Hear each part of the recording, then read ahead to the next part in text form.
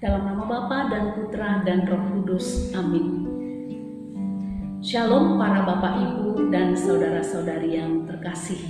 Semoga kita semua dalam rahmat dan lindungan Tuhan. Renungan kita hari ini diberi judul Bersiap-siap menyongsong kedatangan Kristus. Inspirasi renungan hari ini diambil dari Injil Markus bab 13 ayat 24 sampai 32. Saudara-saudari yang terkasih, minggu ini merupakan minggu-minggu terakhir dari tahun liturgi gereja yang sedang berlangsung saat ini, yaitu tahun liturgi B. Minggu depan kita sudah merayakan Hari Raya Kristus Raja Semesta Alam. Ini merupakan hari Minggu untuk penutupan tahun liturgi B. Dan pada minggu depannya kita sudah memasuki tahun liturgi yang baru, yaitu tahun liturgi C yang dimulai dengan Minggu Advent pertama. Bacaan-bacaan pada minggu-minggu terakhir tahun liturgi gereja biasanya mengisahkan tentang akhir zaman. Bacaan hari ini juga yang diambil dari Injil Markus bab 13 ayat 24 sampai 32 berbicara tentang akhir zaman. Akhir zaman sering juga disebut sebagai hari kiamat. Dan kalau dalam ajaran iman kita, ini dikatakan sebagai hari kedatangan Kristus untuk kedua kalinya ke dunia. Kita tahu bahwa kedatangan Kristus yang pertama yaitu kedatangannya dalam rupa bayi lemah, manusia yang dikandung oleh Bunda Maria dan dilahirkan di kandang Betlehem dengan segala kesederhanaannya. Kedatangan Kristus yang pertama ini adalah untuk melaksanakan rencana Allah, yakni menyelamatkan umat manusia dari dosa. Kedatangannya pertama untuk menyelamatkan dan bukan untuk menghakimi. Keselamatan manusia ini dikerjakan oleh Yesus melalui wafat dan kebangkitannya. Setelah dia bangkit dari mati, dia naik ke surga.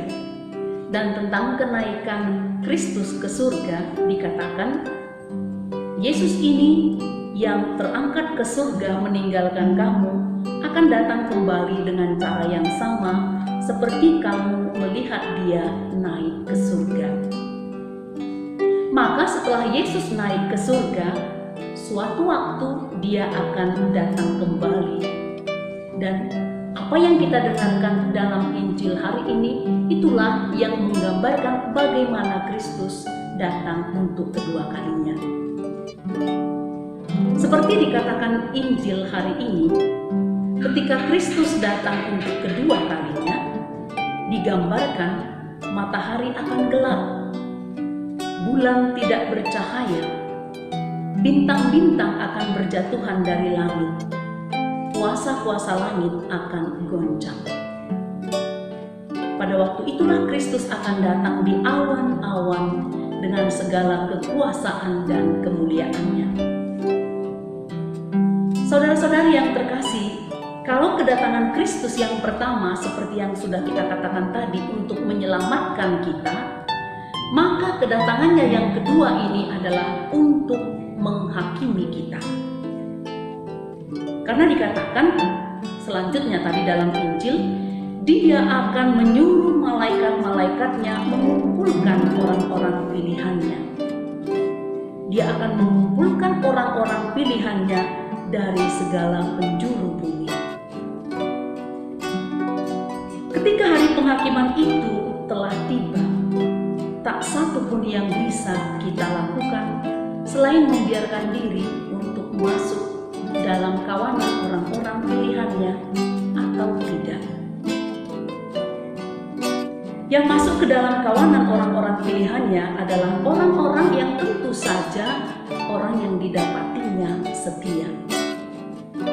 Bagaimana orang yang setia? Kita yang lewat permandian telah diselamatkan karena kedatangan Kristus yang pertama, dituntut untuk tetap setia sampai Kristus datang untuk menghakimi kita pada kedatangannya yang kedua.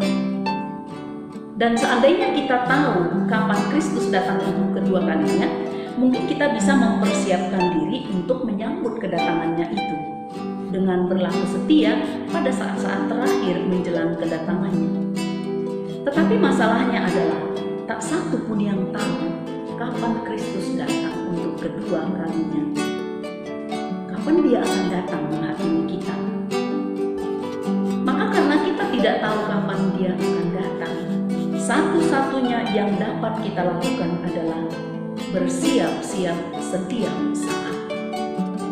Dengan bersiap-siap, kapanpun Kristus datang, kita telah didapatinya setia, sehingga kita akan masuk ke dalam kawanan orang-orang pilihannya.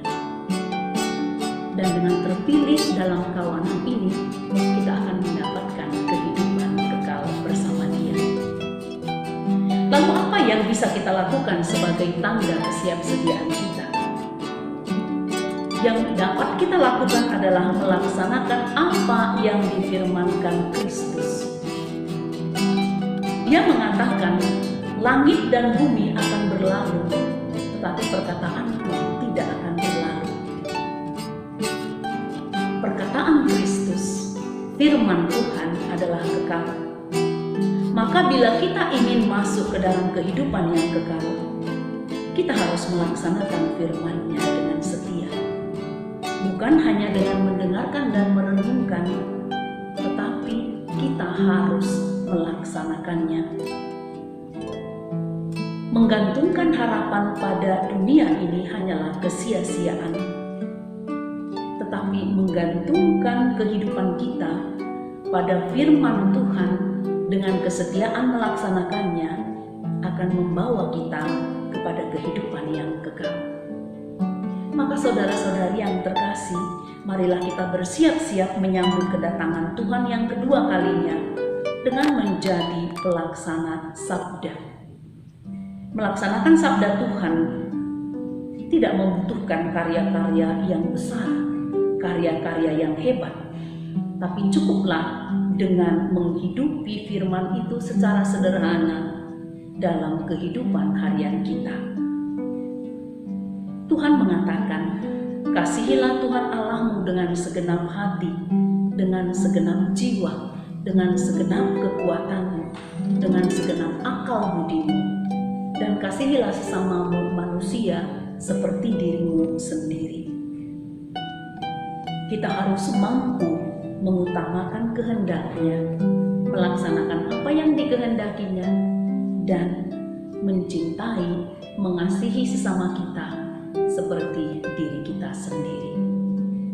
Semoga kita senantiasa bersiap-siap menyambut kedatangan Tuhan kedua kalinya dengan kesetiaan kita menjadi pelaksana